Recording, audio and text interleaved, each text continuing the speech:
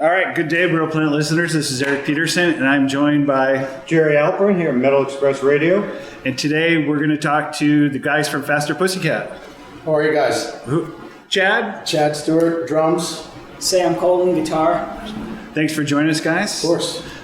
You want to start? Go ahead. Yeah, when you look at the whole history, with Faster Pussycat, and start way back, and the change in the metal scene, what has been the craziest thing have you seen besides the quote metal being split up into 50 million genres? Everything has been subgenres, but I actually think it's the opposite way around. I think everything is more kind of homogenized now. I mean, now it isn't.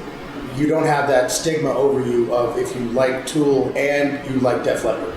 You know what I mean? I think that the rock or metal community is a lot broader now. Yeah, there's a bunch of subgenres in it, but I think now it's a little more accepting. If you like Iron Maiden, Judas Priest, you can also like other bands. It's not. The walls aren't up like they used to be. Yeah, like back in the day, it was Metallica, kill all posers. Right. Oh yeah. Back when we were kids, the Metallica kids and the LA Guns kids beat the shit out of each other. Yeah. Oh yeah. Oh yeah. Now you can like Metallica and Megadeth. Just don't do it. Dude, you're pushing it. Just don't do it. Just don't do it in film videos. That's all I'm saying. Anyway. So my question for you guys is, when you guys are out on tour, do you see a lot of the same people, just older, or are you seeing a lot of newer generation? Well, considering we've been locked up for 16 months and haven't seen anyone, and tonight's the second show, we see a lot of familiar faces, but there does seem to be some new people coming in. I mean, let's ask me that question again in September. Yeah, true. But yeah, I mean, we'll see. New music's coming out from us. We're gonna drip it out piece by piece. Bit by bit. milk it for as long as you can. So I mean, hopefully it'll catch and we'll see some younger people in. Which brings me to, you released a single. Yes, and a cover. Yeah. Tell us a little bit about that.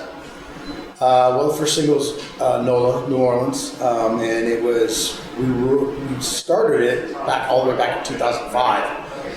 We were just there right before Katrina hit. So it's like our favorite destination tour stop that we hardly ever play. The reason we hardly ever play it is because we schedule either a day before or a day after off. So we're normally just annihilated by the time showtime comes around, so it's not really worth it. We do go there to have a good time. Yeah, so we started writing it then, and it was a killer riff. And we just, now that we had time during the pandemic, we just kind of sat down and sussed all the parts out and got going on it. Nice. It was something that I guess they said never got finished. And then when Tammy started going through stuff, it was just, he didn't want that song to go away. Because it's, I mean, we haven't released a record. How long has it been? 13 Long time. years? 15. 15? Yeah. I mean, it's not like there wasn't music being worked on. Yeah. There's always music being worked on. The problem is that we tour so much because we want to and need to. Yeah. It's hard to get everybody together, and especially now when everybody doesn't live in LA anymore, it's even more difficult. So you think this whole COVID lockdown gave you a chance to? We definitely 100% did, and focus on it. Yeah. Like we know we're not going anywhere. We know we're not going to have to. If we go to the studio, they're not going to call and say, "Hey, guess what? You guys are booked for 3 weekends in a row." You know what I mean? Stop, start. All that shit got erased. We knew we weren't going anywhere, so we had time to really sit down and suss it all out. Well, at least that's one good thing that came out of all this. Yes, I mean, I agree. I know that this whole lockdown and everything hurt a lot of bands And crew. and so I always try to tell people, hey, you want to support them. If you can't see them, buy their merch. Yeah. I know that's a great way. So if anybody listening, buy your merch. Yeah, please. Please. And when's the next single? And I mean, is it going to eventually lead into a full new album? It is. Okay. Eventually. When we are not neither of us are in control of when that will happen. What did he say? September, October? He was thinking about it. Yeah, he was thinking about it. And then the next single will probably come out in October. Nice. And it will be a new single and a cover as well. I'm not sure if we're going to do a new single cover every time. There's enough of that to do if we wanted to do it that way, but I'm not sure what the plan is past these next two. Yeah. That's great. And the tour is pretty much Started. right? Literally starting. Yeah, right. Off This and running. is the second stop here in Salt Lake, Yep. right? And And it's been a torturous 120 something degrees everywhere we go. Yeah, it's like 90 and it feels chilly today. this is not usual. So So you guys, when you joined the band, you obviously knew the history of the band. I did, for sure. I was a fan growing up as a kid.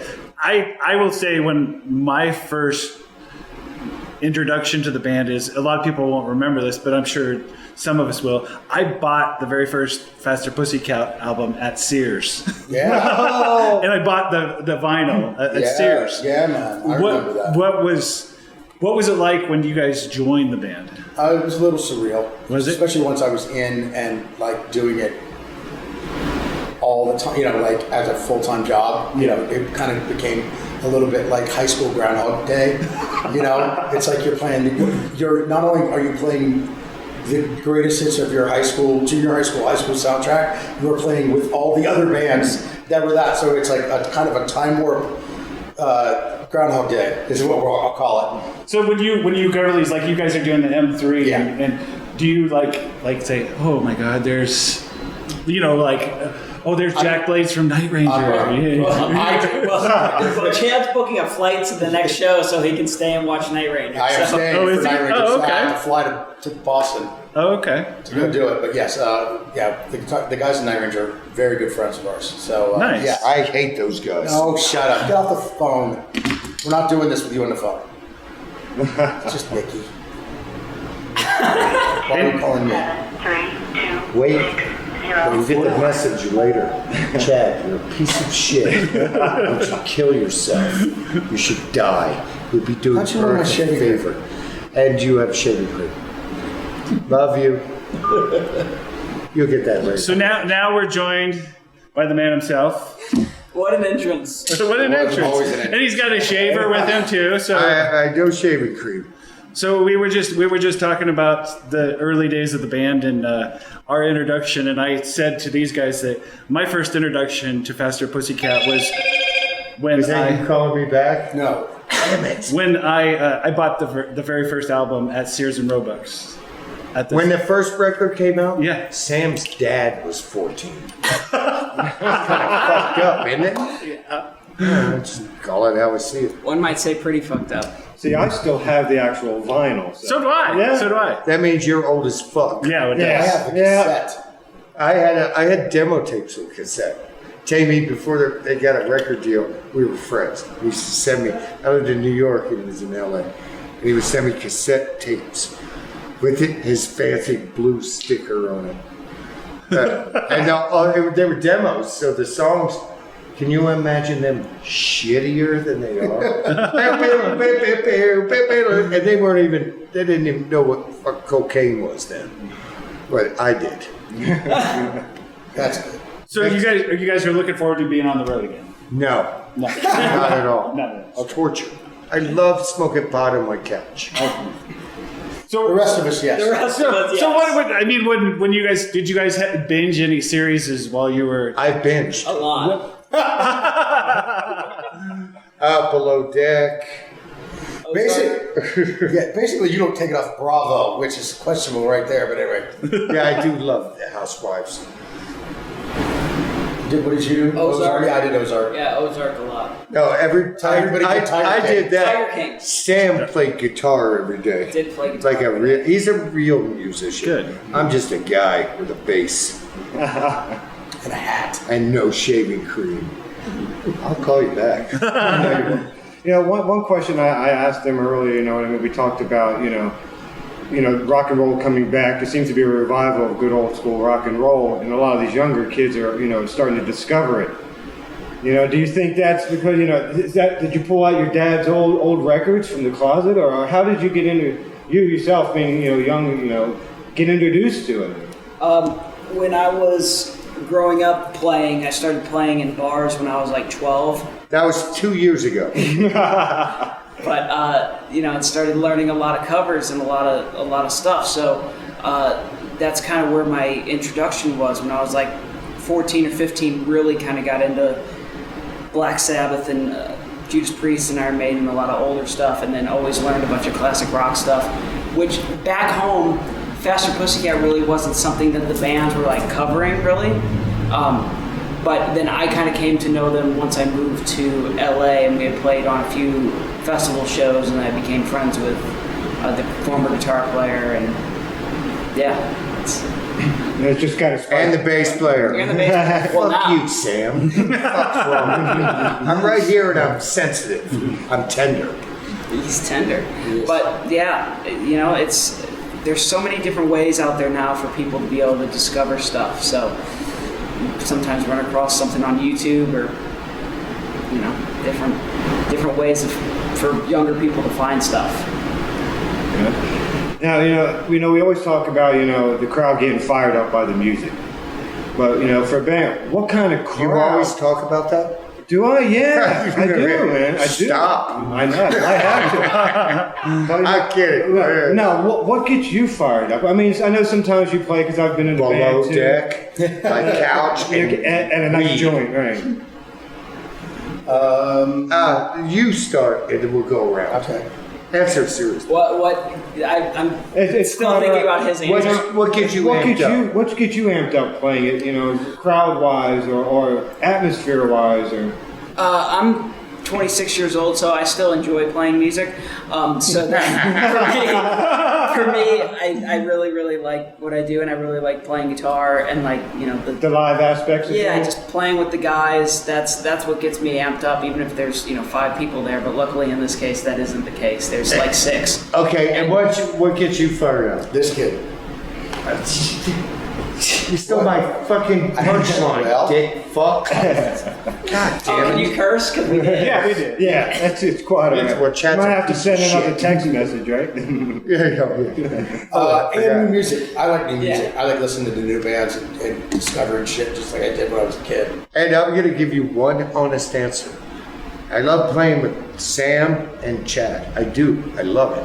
Because they're better than me. So every time I play with them, I feel like I have to try. Little effort. Right? It's not my forte.